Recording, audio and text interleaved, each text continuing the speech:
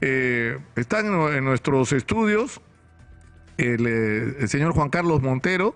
Él es jefe de la Autoridad Nacional del Agua, porque hoy, fíjense ustedes, es el Día Mundial del Agua. Ahora que estamos llorando por el tema del agua, precisamente, como me decía este ingeniero chino, que nosotros pasamos de llorar porque llueve mucho, de llorar porque no hay agua, porque pasamos de extremo a extremo. Pero hoy es el Día Mundial del Agua y esto nos obliga a reflexionar sobre cuál es la situación en la que estamos. Ya está en nuestros estudios el ingeniero, el magíster Juan Carlos Montero, para hablar de este tema del Día Mundial del Agua. Bienvenido.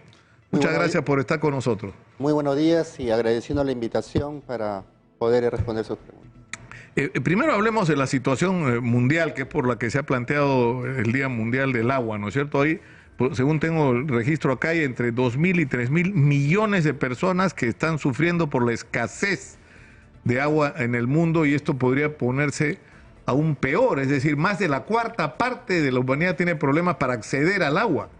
Efectivamente, y esa es una tendencia que en el marco de la variabilidad climática, los eventos son cada vez más extremos, es decir, las altas temperaturas o también el tema de las sequías o el déficit hídrico. Y nuestro país, que es una zona prácticamente productiva, sobre todo en los valles, ese problema lo venimos agudizando en los años, ya que cada departamento viene sufriendo un tema de déficit y escasez hídrica. Y por lo tanto, la ANA está abocado ya en el marco de sus competencias a poder implementar un programa precisamente para contrarrestar los efectos negativos o reducir las vulnerabilidades ante lo que se nos viene, ¿no? Estas manifestaciones en la naturaleza son solo signos de alerta en la cual no debemos ser ni pasivos ni trabajar el día a día, sino estar viendo precisamente en el marco de una gestión prospectiva lo que debemos hacer articuladamente con los otros sectores en esta problemática. Ahora, lo que nos pasa a nosotros es paradójico, ¿no? Yo decía, pasamos del extremo de la sequía al extremo de las lluvias intensas, pero sin embargo hay una cantidad enorme de agua que termina o en el Amazonas o termina en el Pacífico, ¿no es cierto?, que se pierde, que no se usa, que no se almacena, y que cuando vienen momentos difíciles como estos fenómenos del Niño costero, el global o estos efectos del cambio climático, tienen un efecto catastrófico, ¿no? Entonces, ¿cuál es el papel que, por ejemplo, la Autoridad Nacional del Agua puede cumplir con respecto a esto? Bueno, la Autoridad Nacional del Agua es una entidad técnico-normativa, reguladora, y que trabaja articuladamente con los otros sectores, ¿no? Nosotros tenemos ahorita en esta gestión el reto de pasar de la mirada de la emergencia a la verdadera prevención, pero no una prevención en el corto plazo, sino la prevención en el marco de la SINAGER entendida de mediano y largo plazo, de ver proyectos integrales, sobre todo, que reduzcan este tipo de vulnerabilidad. La ANA hasta el año 2017 tenía una dirección de infraestructura hidráulica, la eliminaron, pero sin embargo, bajo este contexto, estamos bosquejando el tema de poder elaborar un programa en el marco de la control de inundaciones, y así lo establece la Ley de Recursos Hídricos en su artículo 119, que debemos trabajar articuladamente con los consejos de recursos hídricos en Cuenca. Pero el Consejo de Recursos Hídricos en Cuenca, si bien es cierto, tiene todo un tema de una planificación, tenemos que hacerlo más visible y que empodere y sea el eje articulador para precisamente atacar de raíz, y los proyectos priorizados devengan precisamente de esa planificación. Está escrito el tema de varios planes a nivel nacional. Pero eso es lo que yo no entiendo. Y debemos operativizarlo. Claro, pero ¿qué es lo que pasa? O sea, ¿qué es lo que a mí me resulta inexplicable? Yo he citado, por ejemplo, a este ingeniero chino, que viene y lo primero que hace es decir, a ver, hay estudios, y descubre con sorpresa que hay estudios. Es más, me comentó en un momento que acá había más estudios que los que encontraron en Ecuador. Entonces, por ejemplo, para el caso de Piura, ¿se sabe lo que hay que hacer en Piura? Hace rato que se sabe lo que hay que hacer en Piura. La pregunta es, ¿por qué no se ha hecho? O sea, ¿cuál es la razón? Porque yo no encuentro explicación razonable o aceptable, ¿no?, para que los piuranos estén sufriendo lo que están sufriendo ahora, cuando hacía rato que ya se sabía lo que había que hacer. Hay muchas aristas dentro de esa respuesta del contexto que has marcado, ¿no? Sin duda de que uno de los aspectos fundamentales es el tema de una planificación de mediano y largo plazo. la alta rotación de funcionarios, el tema de no seguir una hoja de ruta independientemente de los gobiernos o autoridades de turno. Que no importe quién esté en el gobierno, lo que hay que hacer, porque es una política, esto se continúa. Precisamente, el no tener esa secuencialidad y respeto a la planificación nos hace que hoy estemos básicamente trabajando bajo el día a día, nos gane ese día a día y no nos involucremos en una verdadera gestión territorial que atienda las necesidades de la población. Hay necesidades de agua potable, saneamiento. ¿Cuánta población hoy en día invade las laderas de los cerros? Y tenemos las imágenes que pero ya ni siquiera, justo hablamos de eso, ya ni siquiera es un tema de invasiones, son traficantes de terreno que ocupan con matones y después venden los terrenos a gente que está viviendo ahí por terrenos por lo que pagaron. Esa es otra problemática en la cual, por ejemplo, la Autoridad Nacional del Agua, a través de hacer respetar la intangibilidad de las fajas marginales, es un claro ejemplo que podríamos ganar si es que se hace respetar el derecho de autoridad a través de los gobiernos locales y regionales. Claro ejemplo lo tenemos en Yuranaki, donde en Chanchamayo se ha declarado la intangibilidad de esa faja marginal, como en muchos otros lugares, pero la informalidad persiste. En el distrito de Morales, a orillas del río Cumbasa, la discoteca Anaconda, de igual forma, ya se ha declarado la intangibilidad y corresponde al gobierno local, conjuntamente con el deseo de la población, a prácticamente proceder a la demolición de esa discoteca. Ahora, el tema es el siguiente, señor Montero.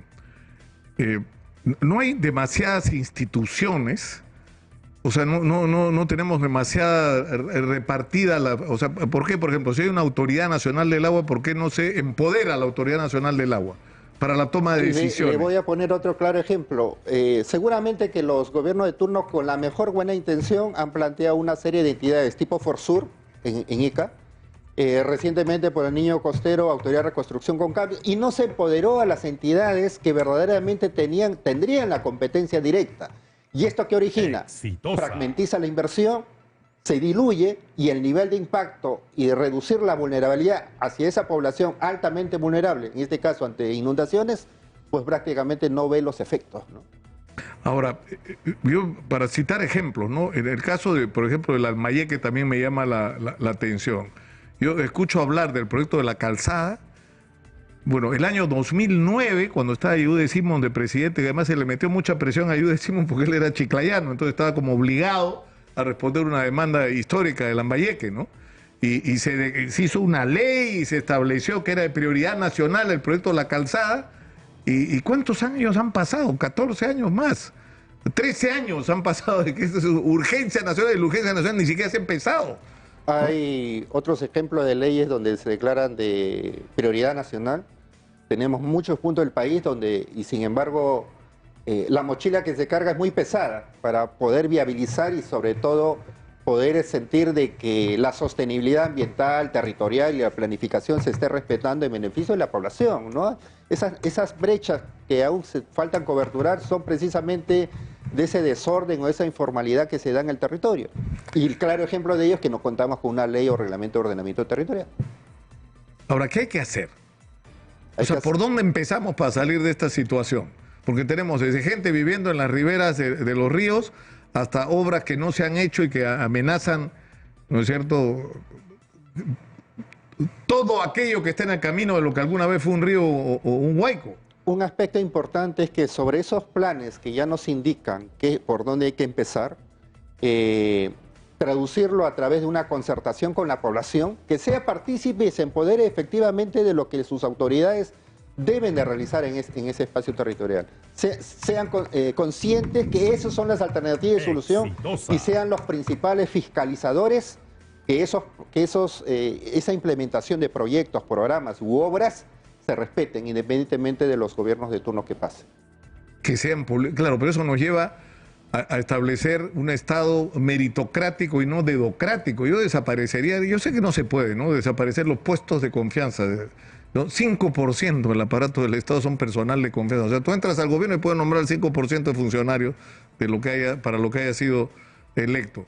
Y eso no tiene sentido, porque eso muchas veces pasa por encima de gente técnica calificada que ha hecho un aprendizaje que que conoce el tema, que conoce a los interlocutores y que de repente la sacas. Entonces todo vuelve a empezar. Y muchas veces la gente que entra no tiene idea.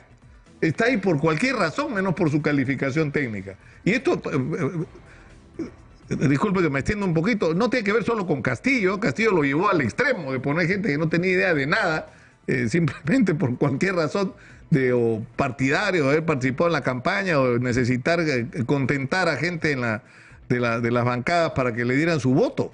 Pero esto es un mal que arrastramos por años. No ha sido un patrimonio solo del pésimo gobierno que hizo Castillo, ¿no?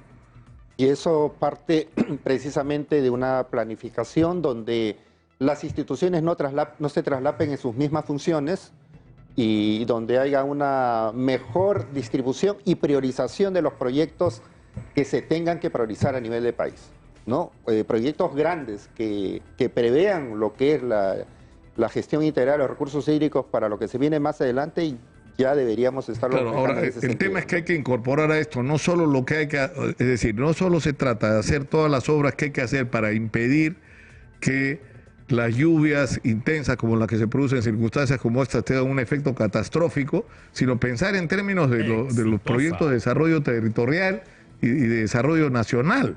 Es decir, por ejemplo, si haces la calzada va a ser una revolución en la agricultura y en la vida de Lambayeque. Si haces lo que hay que hacer con el río Piura, va a ser también una transformación para la vida de toda la región.